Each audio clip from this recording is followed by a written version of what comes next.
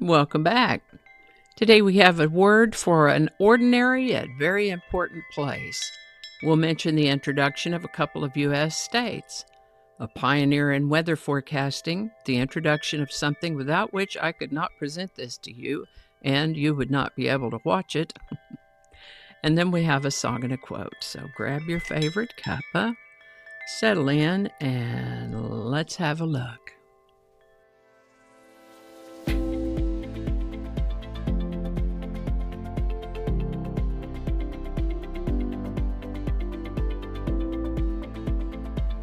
Hi there, and welcome to This Day in History for April 30th.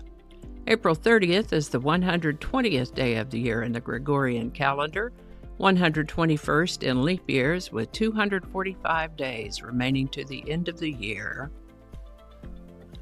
Today's word is kitchen. As most of my audience will know, kitchen is a noun that refers to a place for preparing meals, whether it's a room or other space, like a wall area or a separate building. For example, the soup kitchen where starving villagers are fed, or a mobile kitchen for soldiers in the field. Kitchen can also refer to the personnel or staff who cook and serve the food. I think one hears this more in terms of restaurant or commercial establishment, as in the waitress took the order to the kitchen, or the kitchen set up a meal. Kitchen might also refer to kitchen fixtures, including cabinets and often a stove, refrigerator, and sink marketed as a unit and installed as built-in equipment. The word kitchen might refer to cuisine, as in she was fascinated with the Indonesian kitchen, which incorporated influences of diverse cultures. The most common use of the word kitchen, though, does have to do with where the food is prepared. That said, we have living rooms, bedrooms, bathrooms, playrooms, craft rooms, and so on. Why is the kitchen called kitchen? Well, the word kitchen has made its way to us from Old English, Proto-Germanic before that, ultimately from Latin, where in each case it meant a place for cooking. The spelling and pronunciation may have changed slightly with each new language, but the meaning is the same. A place for cooking. So at its root, kitchen has always meant exactly what it still does today, a place devoted to cooking. First known use of the word kitchen is before the 1100s. Kitchen. Today's word kitchen was presented by YouTube viewer at ddally8851. Thanks, ddally. And if you have a word you'd like us to look at in this Word of the Day segment, drop it in the comments and we'll get it on the list. And with that, the Louisiana Purchase had taken place on this day back in 1803, which more than doubled the size of this young nation, and on April 30th, 1812, a portion of that purchase became the 18th state of the Union under the name of Louisiana. A man named Robert Fitzroy, Vice Admiral Fitzroy, was captain of the HMS Beagle during Charles Darwin's famous voyage to Tierra del Fuego and the Southern Cone. He also happened to be a meteorologist who made daily weather predictions.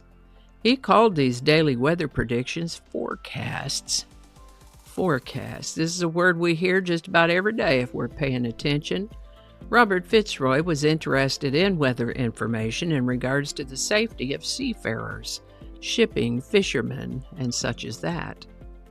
He developed and saw to the distribution of barometers used to measure air pressure, which is so helpful in short-term weather prediction. I'm sure you've heard your local television weatherman talk about barometric pressure in regards to what the weather might do or be doing at the moment. I am amazed and impressed that Fitzroy was so spot on in his observations of weather, and that his innovations are still in use to this day. Sadly, he suffered from worry about financial difficulties, failing health, and depression. Robert Fitzroy ended his own life on April 30th, 1865. He was 59 years old at the time. Hawaii became a territory of the United States on April 30th, 1900. This video, the research for it, and the technology that allows me to turn on a camera and a microphone and either broadcast live right out to anyone who cares to watch, or record it on a device, edit it, and then send it out to anyone who cares to watch, and thank you for watching. None of this would be possible but for something we know as the World Wide Web. And on April 30th, 1993, CERN announced that the World Wide Web protocols would be free. Probably just seemed like another ordinary day at the time, but this was a monumental decision and action, the World Wide Web. Sometimes I find a song that's related to someone or something that we talked about in the episode, or that's attached to the day in some way. But sometimes, in just musing about the episode, a song comes to me like it wants to be talked about. And that's how we come to today's song. And it is Only Love Can Break a Heart by Gene Pitney. Gene Pitney was quite a popular performer from the late 1950s into the mid-60s. His popularity waned in the late 60s and early 70s. He backed off on his touring only 6 months out of each year. But we're talking about a song, so Only Love Can Break a Heart was written by Hal David and Burt Bacharach and released by Gene Pitney in September of 1962 as a single from his album by the same name.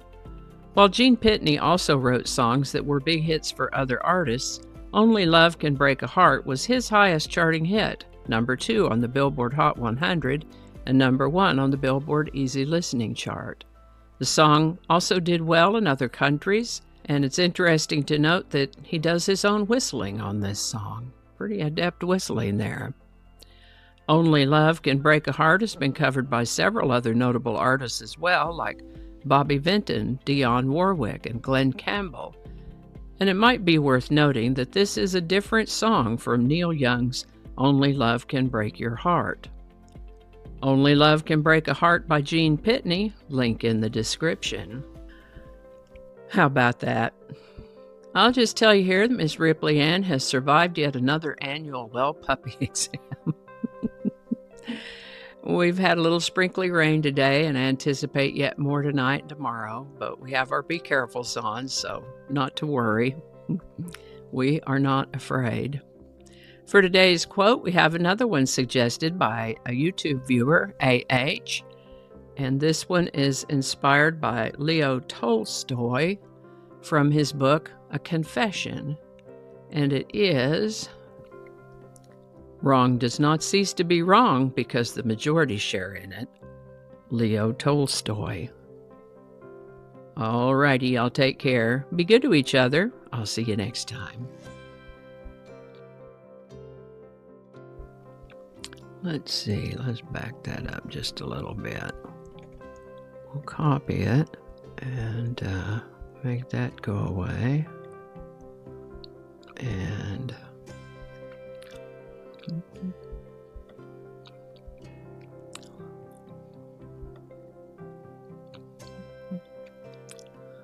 there. Perfect. What is all that? Papers. Scoot those papers out of the way.